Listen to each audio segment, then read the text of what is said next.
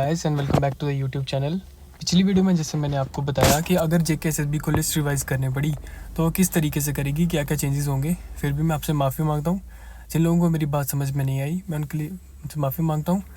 आज मैं आपके लिए वीडियो लेके आया हूँ जिसमें आपको मैं क्लियरली बताने की कोशिश करूँगा कि किस तरह से चीज़ें होंगी। पर सबसे बड़ी बात तो मेरे दिमाग में चल रही है, मैं खुद नहीं समझ पा रहा इस बात को कि अगर प्रेफरेंस सिस्टम काम करेगा तो फिर ये चीज़ कैसे लागू करेगी जेके एसएसबी। ये देखने वाली बात होगी कि उनका रिप्लाई क्या रहेगा जेके एसएसबी का। बट अगर मैं मान लूँ कि उनको लिस्ट रिवाइज़ करनी ही करनी है, बिल्कुल करनी पड़ेगी, तो मे बी ये चेंजेस जो हैं ये हो सकते हैं। मेरा किसी की तरफ कोई हेट नहीं है, कोई कैटेगरी की तरफ कोई हेट नहीं है, मेरा जस्ट एक एजुकेशनल वीडियो, एजुकेशन पर्पज़ की तरफ से, कि जिन जिन को एंग्जाइटी हो रही है, कुछ समझ नहीं आ रहा है कि कैसे कैसे होंगी चीज़ें, उनको थोड़ा सा एकदम रिलीफ देने के लिए कि ऐसा कुछ हो सकता है। एक मेरा पर्सनल पॉइंट ऑफ व्यू है, किसी को वीडियो अच्छी नहीं लगती वो छोड़ के जा सकता है। वीडियो को शुरू करता हूँ मैं, ठीक है। अच्छा, सबसे बड़ी बात जो है जिस पे ये चीज़ें चल रही है कि कैसे 63 मार्क्स लाके भी कोई एक आरबीए का बच्चा या किसी भी कैटेगरी का, रिजर्व कैटेगरी का बच्चा, ठीक है, वो जेकेबी कांस्टेबल में ओपन मेरिट लिस्ट में ना जाके अपनी ही कैटेगरी में लॉक्ड है, और कैसे जनरल कैटेगरी वाला थोड़े नंबर लाके भी अपनी ओपन मेरिट में है। ये चीज़ है सारी। तो मैं पहले क्लियर करना चाहता हूँ कि प्रेफरेंस सिस्टम जो है यहाँ पे काम कर रहा है। किसी भी कैंडिडेट के रिजर्व कैटेगरी में अगर ज़्यादा मार्क्स हैं, ओके, एंड उसने अपनी जो प्रेफरेंस है वो चूज़ करी है ऐसी जिसका कट ऑफ ज़्यादा हाई है, तो उसको वो प्रेफरेंस लेने के लिए अपनी कैटेगरी का यूज़ करना पड़ रहा है, जिस कारण से उसको अपनी ही कैटेगरी में रखा गया है। फिलहाल की तक की बात ये है, बट मैं बात कर रहा हूँ कि अगर रिवाइज करने पड़ी लिस्ट तो किस तरह से की जाएगी। अच्छा, बहुत सारे बच्चे बोल रहे हैं कर ऐसा होगा वैसे होगा। मैं बस एक न्यूट्रल रह के आपको इस फैक्ट्स बता रहा हूँ। मेरे को हेट देने से अच्छा अगर आप मेरी बात ध्यान से सुनोगे तो आप सही में समझ जाओगे मैं कहना क्या चाह रहा हूँ। चलो, अच्छा, इसका जो प्रिंसिपल है वो क्या काम कर रहा है, वो बोल रहा है कि सुप्रीम कोर्ट सौरव यादव का जजमेंट है उसकी तरह लिस्ट बनानी है, उसको ध्यान में रख के, ठीक है। तो अगर इसको हम बनाएं इस तरह से, तो वो जो है सौरव यादव का केस, वो कम्प्लीटली क्या बोलता है पहले आप वो सुनो। वो बोलता है कि if a reserved women SC ST OBC RBA scores higher than the last selected general woman, she must be given a general open merit seat। अच्छा, ये मैंने आपको वुमेन के लिए कहा, ये हर एक हॉरिजॉन्टल कैटेगरी के लिए एप्लीकेबल होता है, ठीक है। The current J&K police list violates the binding legal precedent by blocking high-scoring reserve category women from the rightful place in the open merit list। इसका मतलब ये है कि जिन लड़कियों के रिजर्व कैटेगरी में ज़्यादा मार्क्स हैं वो अपनी ही कैटेगरी में लॉक्ड हैं, जिसकी वजह से जो उनके कम मार्क्स हैं ओपन मेरिट में लड़कियों के, और वो सब ओपन मेरिट में, जिसकी वजह से जो रिजर्व कैटेगरी की सीट्स हैं वो कम हुई हैं। चलो देखते हैं कैसे। अच्छा, मैं बता भी सकता था कि इस अगर ये लिस्ट एप्लीकेबल हुई तो किस किस बच्चे को इफेक्ट होगा, मतलब कौन कौन अंदर आएगा, कौन कौन बाहर आएगा। मैंने एनालिसिस कर लिया पूरा, कितने बच्चे अंदर जाएंगे इसकी तरीके से, कितने बाहर जाएंगे। बट ये सही नहीं है बताना, तभी मैंने ब्लैक कर दी है सारी चीज़ें। ये सही नहीं है बिल्कुल भी बताना, क्योंकि मैं जेके एसएसबी नहीं हूँ, ना मैं कोर्ट हूँ। मैं बस एक एजुकेशन वीडियो बना रहा हूँ, एक पर्पज से कि समझ आए थोड़ा बहुत, ठीक है। अब बताने को बता सकता था, मैंने सब कर दिया। कहने का मतलब ये है कि मान लो एक ओबीसी की वूमेन है, ठीक है, उसके मार्क्स है 63, और एक आरबी की वूमेन है उसके मार्क्स है 63.75, और एक ओएम की वूमेन है जिसके मार्क्स है 48.50। तो कहने का मतलब है कि ये जो ऊपर वाली दो वुमेन्स हैं इनके मार्क्स इतने ज़्यादा होके भी ये अपनी ही कैटेगरी की लिस्ट में है, और जो ओएम की वूमेन है ये फिर भी अपनी ओपन मेरिट की लिस्ट में है।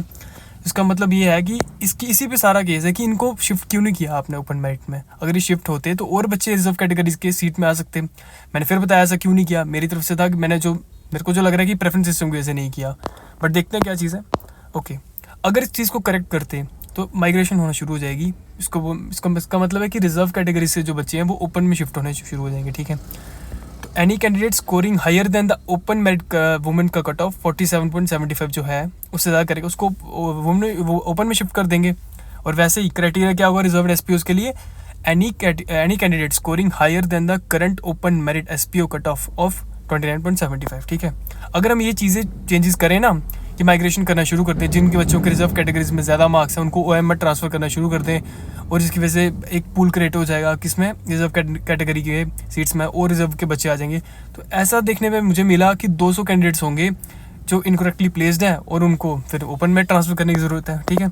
मैंने पूरा किया था, मैं आपको बता नहीं सकता, बस मतलब कि सही नहीं है बताना, जो सही बात है वो मेरी तरफ से। अगर किसी को दुख हो, मे बी मेरा एनालिसिस गलत निकल जाए लास्ट में, तो फालतू में किसी को क्यों टेंशन दें। मेरी तरफ से कोई हर्ट हो, मेरे ये बिल्कुल भी टेंशन नहीं है, ठीक है। आपको मैं दिखाऊंगा अगर माइग्रेशन स्टार्ट हो, candidates who must move to open merit, इस हिसाब से। तो ओबीसी की वुमेन, रोल नंबर मैंने मेंशन नहीं किया है, जिसका स्कोर 60.75 है, वो भी जानी चाहिए ओपन मेरिट में। ओबीसी की वुमेन जिसके मार्क 63 हैं वो भी जानी चाहिए ओपन मेरिट में। और ऐसे RBA की जिसके 61.50 हैं वो भी जानी चाहिए ओपन मेरिट में। इसी तरह SC और RBA की, RBA का SPO जिसके मार्क है 61.50 वो भी मूव हो जाना चाहिए ओपन मेरिट में। ये चीज़ मैंने आपको बताई कि टोटल इम्पैक्ट जो पड़ेगा वो 200 अप्रॉक्सीमेटली 200 कैंडिडेट्स पे पड़ेगा जो माइग्रेट हो जाएंगे ओपन मेरिट के लिस्ट में, ठीक है।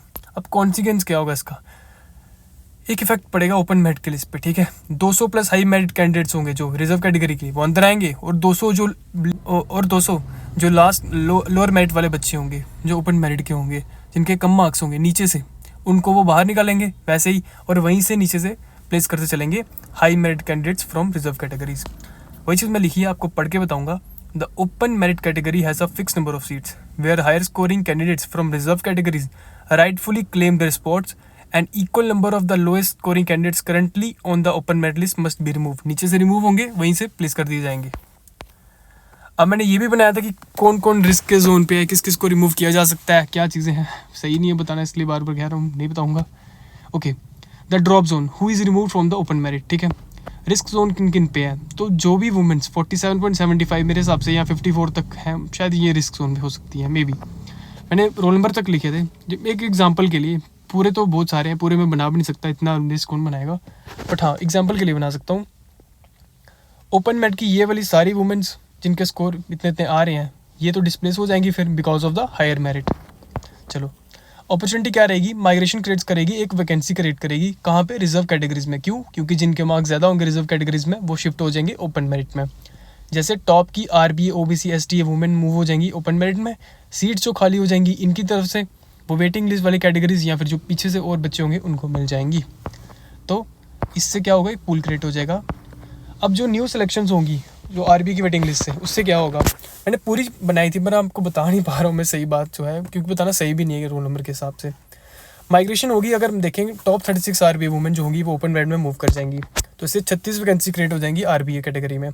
रिजल्ट क्या होगा कि जो अगली 36 वुमेन होंगी वो एंटर कर जाएंगी वेटिंग लिस्ट में, जिनके मार्क्स बिलो होंगे 47.75 will enter the final selection list, ठीक है। अब जो न्यू सिलेक्शन होगी OBC की वो किस तरह से बनेगी, 15 जो होंगी टॉप की OBC वुमेन वो माइग्रेट कर जाएंगी ओपन मेरिट में, तो इससे क्या होगा, 15 वैकेंसी बन जाएंगी OBC में, ठीक है। इससे क्या हो जाएगा फिर लास्ट में कि नेक्स्ट जो 15 वुमेन होंगी OBC की जो वेटिंग लिस्ट में होंगी वो आ जाएंगी फाइनल लिस्ट के अंदर, जिनके मार्क्स किसके बिलो होंगे 46.25 के। RBA SPOs में बात करूँ अगर मैं, तो इसमें माइग्रेशन इस हिसाब से होगी कि टॉप 68 RBA SPOs होंगे जो वो मूव कर जाएंगे ओपन मेरिट में, 68 वैकेंसीज बन जाएंगी RBA SPOs में, और फिर नेक्स्ट जो वेटिंग लिस्ट में होंगे वो आ जाएंगे अंदर, ठीक है। मैंने तो यहाँ तक भी लिखा था कि कौन कौन जा सकता है कौन कौन नहीं, एक पूरा एनालिसिस करने के बाद मैं फिर आपको कहूँगा मेरा किसी की तरफ कोई हेट नहीं है, ये जस्ट एक एजुकेशनल पर्पस से वीडियो बनाई है ताकि बच्चों का मन शांत हो सके, जिनको लग रहा है कि मैं बाहर जो बस मतलब कि मन शांत करने के लिए बनाया मैंने, एक टोटल एजुकेशन पर्पस की तरफ से। किसी की तरफ मेरा कोई हेट नहीं है, जिसको ये एनालिसिस अच्छा ना लगे, मेरा खुद का पॉइंट ऑफ व्यू है, मुझे ऐसा लगता है, और वो वीडियो को छोड़ के जा सकता है। ओपन मेरिट में अगर मैं देखूं जो रियलिटी है, समरी बताऊं इसकी, करेक्शन अगर करें हम तो ओपन मेरिट की वुमेन जो आउट होंगी, जिससे सबसे इफेक्ट पड़ेगा ओपन मेरिट की वुमेन्स के कट ऑफ को, जो अभी जितना भी है उससे आई थिंक 54 तक जा सकता है। बाकी सबका कट ऑफ जो है वो थोड़ा थोड़ा डिक्रीज करेगा अगर ये लिस्ट रिवाइज हुई तो। बाकी मुझे अभी भी लग रहा है प्रेफरेंस सिस्टम काम करेगा, JKSS भी क्या रिप्लाई देगा, मैं बस बता रहा हूँ कि अगर ये चीज़ हुई तो क्या होगा। बस RBA OBC SC इसमें से 15 वुमेन और आएंगी OBC में, SC कैटेगरी में 5 से 6 आ जाएंगी, RBA में सबसे ज़्यादा आएंगी, लाइक 36 वुमेन्स आ जाएंगी और 68 SPOs आ जाएंगे। तो इन RBA OBC और SC का कट ऑफ तो डिक्रीज करेगा ही करेगा, ठीक है। हाँ, अगर किसी को मेरी बात बुरी लगी तो भाई फिर से सॉरी कहता हूँ। क्या है कि कल मैंने वीडियो बनाई तो कुछ लोगों को बुरी लग गई वो, अरे यार ओपन मेरिट की बात करी थी सिर्फ मैंने, किसी भी कैटेगरी का कोई हेट नहीं है।